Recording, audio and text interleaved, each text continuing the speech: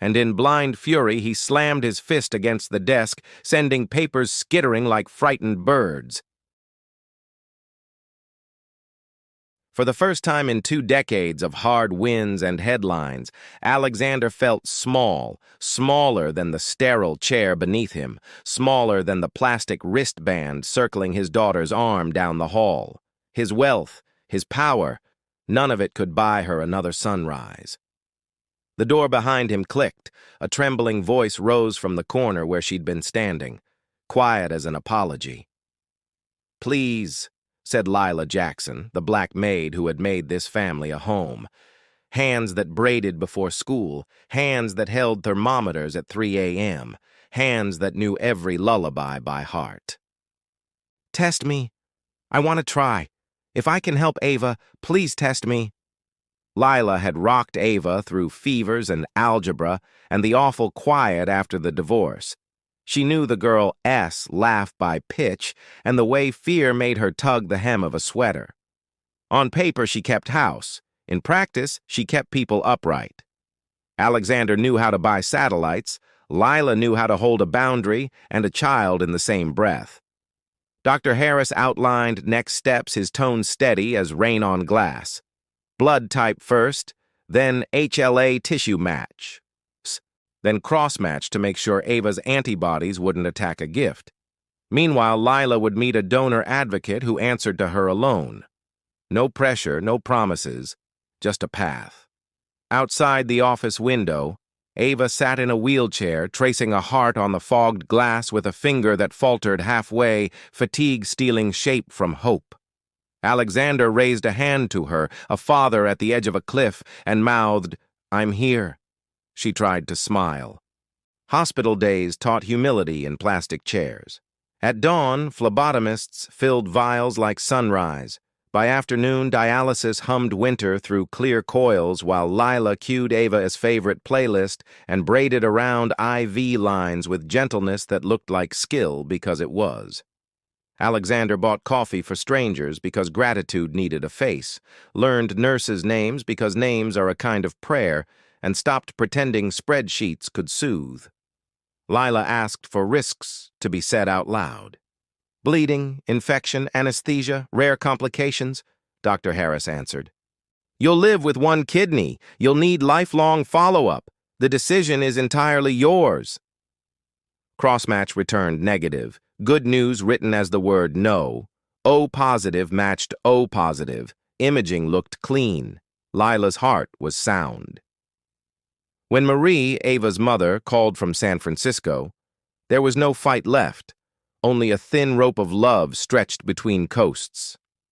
"If this works," she asked, voice frayed, "does our girl get to be a kid again?" "She'll get the chance," Alexander said, and meant to earn it. They set a date.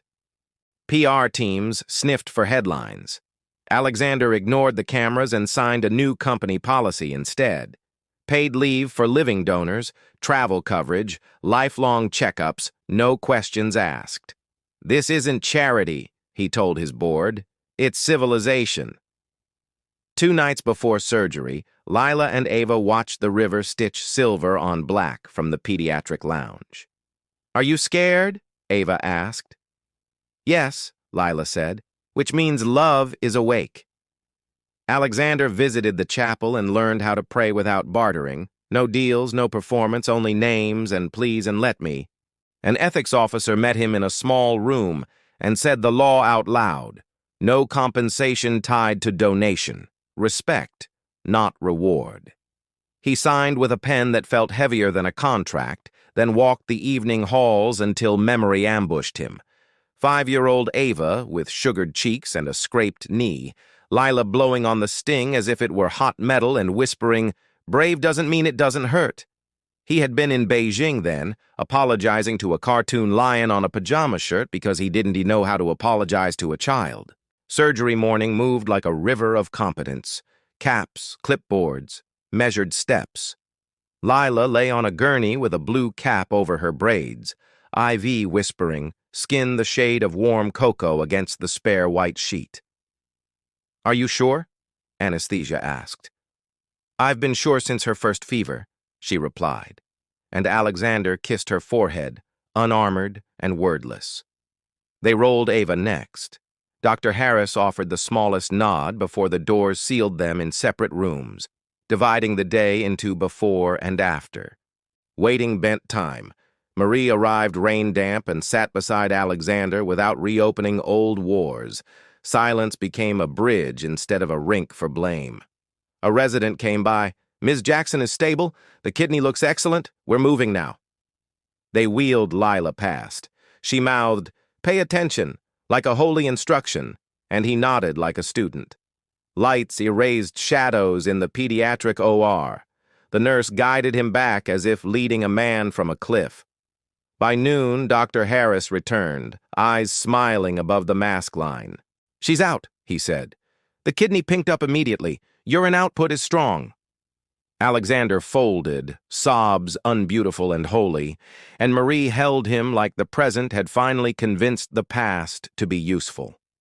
He visited Lila first, monitors sketching the steady story of a body that had given and chosen to keep living. "Ocean," he whispered, recalling Ava's small request. "Cold water," she murmured back, "hot sun," and drifted to sleep. Ava surfaced hours later, voice papery. "My mouth tastes like pennies." Numbers pretended to be mourning on the monitor. Nurses exchanged the quiet high fives of people who practice wonder for a living. The first day became thresholds. Pain eased, blood pressure behaved. Creatinine fell like a curtain.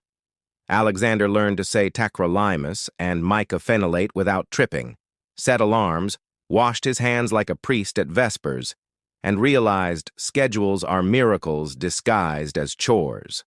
A week later, home smelled like lemon oil and new rules. Air purifiers hummed. The dog rested his head on Ava's knee like sunrise made of fur. They built a medication station with organizers labeled Sunrise and Moonlight, a whiteboard checklist that turned duty into dignity, and a soft timer whose chime felt like mercy. Lila's room gained a recliner, a basket of tea, and a bell she rang mostly to make Ava laugh. Clinic visits sounded like recipes. Masks in crowds, water all day, sunscreen always. Be boring so the kidney can be brilliant. School sent packets and teacher videos. Lila's church delivered casseroles and hallelujahs baked into foil. Alexander worked short windows while Ava napped, and then forgot work entirely during Uno games that lasted too long. At night, he stood at the window, phone in a drawer, finally polite to time. At the 3-month mark, they drove to the ocean under a sky the color of forgiveness. They brought sanitizer, sandwiches, and folding chairs with silly canopies.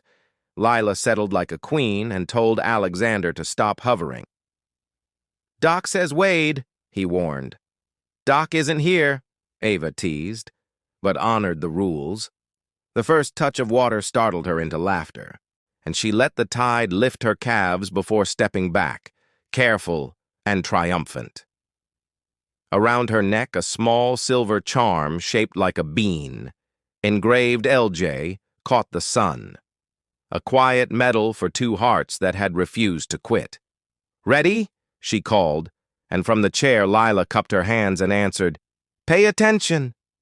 Ava raised her arms to the wind and shouted, "I'm here," though no one had asked, and that was the point. They picnicked on towels that became tables. The world did not get fixed, only kind enough to keep going, which felt like a miracle you can hold.